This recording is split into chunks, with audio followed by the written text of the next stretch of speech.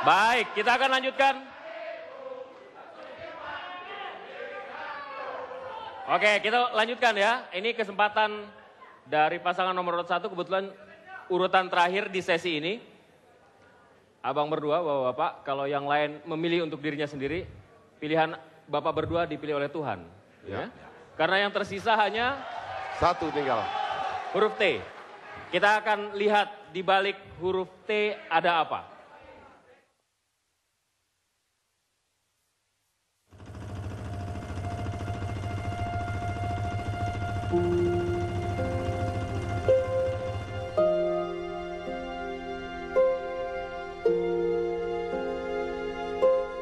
Nama saya Ibrahim. Saya di kampung lain ini termasuk sudah lama juga. Bahkan saya dari kampung lain ini tahun 82. Pekerjaan saya ya pelaut. Tetapi namanya pelaut kecil ya Pak ya. Maka sekarang ini tidak banyak lagi pelaut nelayan karena hambatan itu sudah ada. Hutan mangrove saja pun sudah di belawan ini sudah hampir katakan hancur. Nah, jadi ikan-ikan itu kan dia kan nggak mau merapat ke pinggir. Pak Gubernur, saya harap sama Pak Gubernur yang baru sekarang ini bakalan yang dicalon. Kami di kampung nelayan Belawan ini tolong perhatikan. Kapan Bapak yang datang kemari untuk meninjau lahan kami ini Pak? Kami harap dengan sungguh-sungguh. Saya bermohon, tolong kali Pak. Kami tunggu Pak, kami tunggu Bapak. Baik. Waktu Anda untuk memberikan solusi pada permasalahan ini 1 menit dimulai dari sekarang. Lagi-lagi paradoks, Sumatera Utara lebih luas laut daripada daratnya. Potensinya begitu besar. Tetapi yang namanya nelayan tradisional itu masih termarginalkan, masih miskin hingga sekarang. Tadi fakta yang diungkapkan, tentu kemudian mereka harus diberdayakan. Bahkan seringkali nelayan tradisional harus berkompetisi dengan pukat trawl. Mana mungkin mereka bisa menang? Alat tangkapnya mestinya harus lebih disempurnakan, sekaligus juga mengatur zonanisasi untuk yang mana zona yang menjadi areanya nelayan tradisional yang tidak boleh oleh siapapun masuk di dalamnya. Tentu juga bagi saya yang kemudian bagi kami untuk pemberdayaan tidak hanya nelayannya tetapi keluarganya. Lagi-lagi kita dorong untuk mereka, keluarganya, istrinya melakukan berbagai kekuatan usaha mikro. Baik.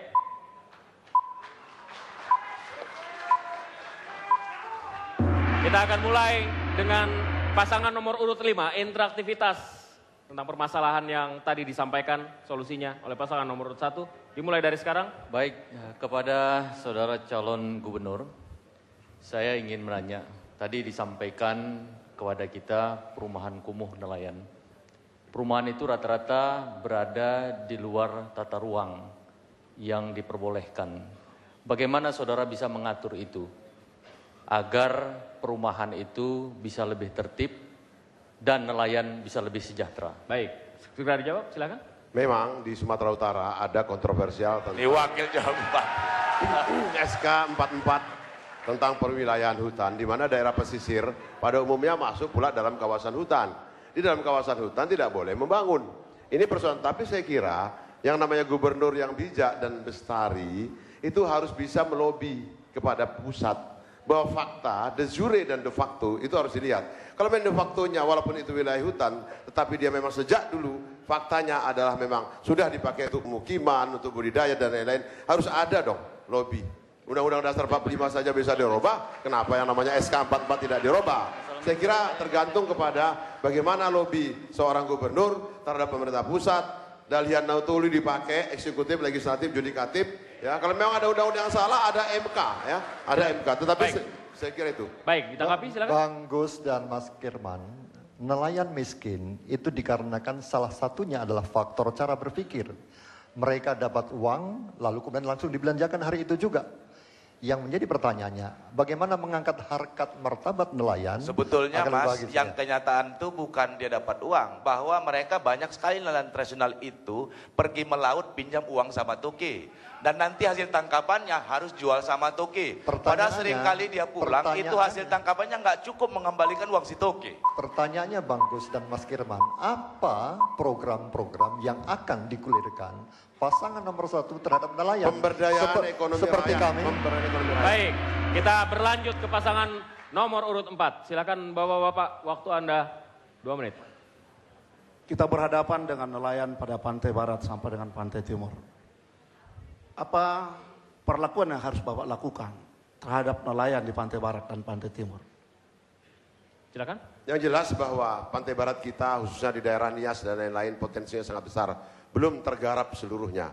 Tetapi modernisasi peralatan kita juga tidak terlalu menunjang ke arah itu.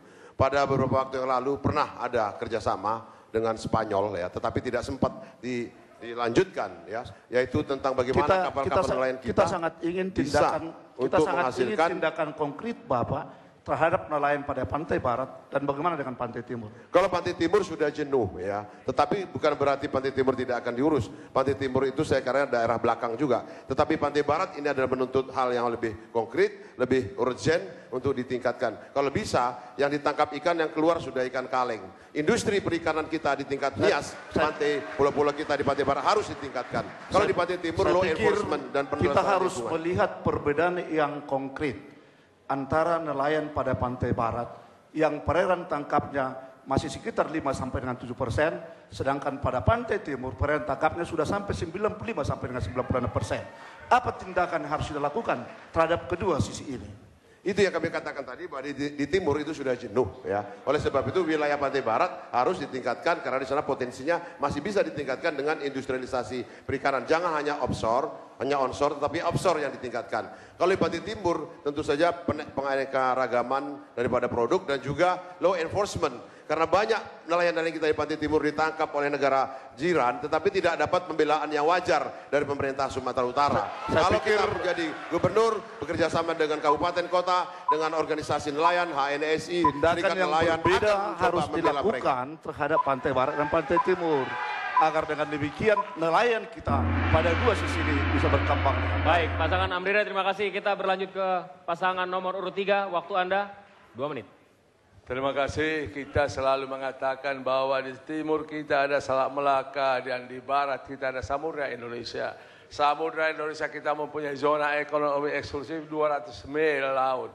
Di timur kita mempunyai kekayaan yang luar biasa dari perikanan kita. Tetapi nelayan-nelayan kita seperti contoh tadi kesulitan.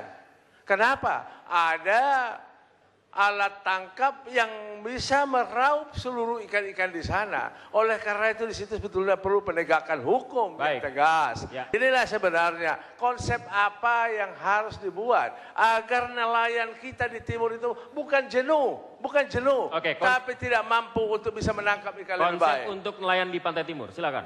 Oleh karena itu seorang gubernur memang bukan Superman. Dia harus mampu untuk mengkomunikasikan berbagai kepentingan yang itu areanya di pengamanan misalnya. Disinilah dituntut sebetulnya untuk infrastruktur itu pun saya mau katakan sesungguhnya kita lobby yang kurang dan lobby itu kata kuncinya adalah komunikasi. Kemampuan komunikasi bagi semua stakeholder yang ada untuk kemudian bisa menjalankan semua aturan yang ada. Sehingga tidak ada kemudian masuk ke zona yang dilarang bagi mereka untuk masuk ke sana. Ada upaya untuk menegakkan hukum ke institusi hukum, kemampuan gubernur di sini untuk berkomunikasi sangat diperlukan. Pak Gus, saya ini lahir di daerah pesisir, besar di daerah pesisir.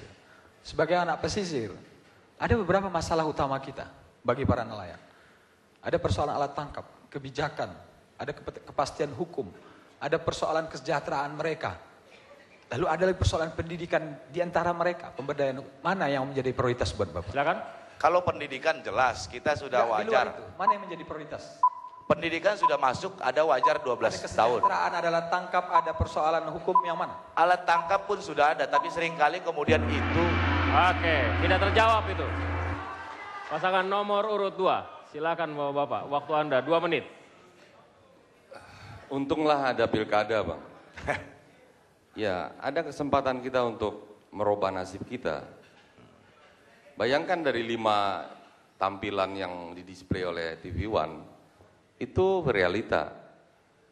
Saya kira kita tidak bisa menutup mata, menutup telinga, bahwa itu kesalahan kebijakan.